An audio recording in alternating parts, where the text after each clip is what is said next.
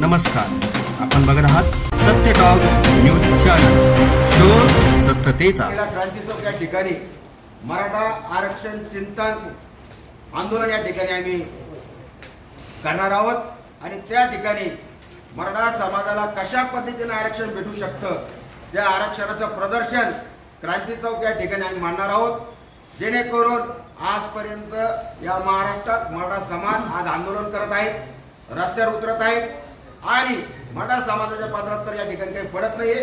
पडतंय काय तर आत्महत्या आमचा मराठा बांधव करतोय, दुसरीकडे आमच्या बांधवांवर या ठिकाणी गुन्हे दाखल होत आहे, तरी सरकार याच्याकडे दुर्लक्ष करत आहे.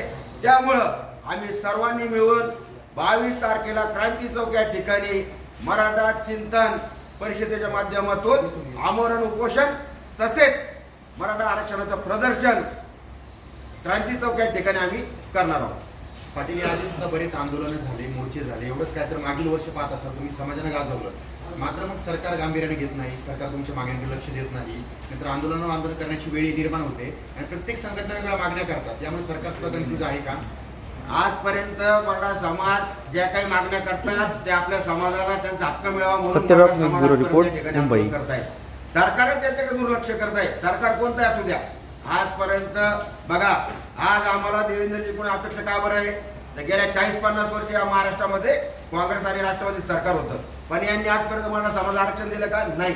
ज्यावेळी देवेंद्रजी या महाराष्ट्रात मुख्यमंत्री झाले आणि त्यांनी या ठिकाणी 13% आरक्षण दिलं, तेव्हा मराठा समाजाला या ठिकाणी कुठेतरी वाटायला लागलं की देवेंद्र फडणवीस सरकार हे मराठा समाजाला या ठिकाणी न्याय देतील. पण देवेंद्र फडणवीस सरकार पण आज इकडे मराठा आरक्षणाच्या मागण्याकडे दुर्लक्ष करत आहे. त्यामुळे आज आम्हाला या ठिकाणी आंदोलन करण्याच्या ठिकाणी वेळ आली आहे. Okay, thank you. मीडिया प्लॅटफॉर्मला लाईक, फॉलो आणि सबस्क्राईब करा. तसंच सर्व नोटिफिकेशनसाठी बेल आयकॉन प्रेस करायला विसरू नका.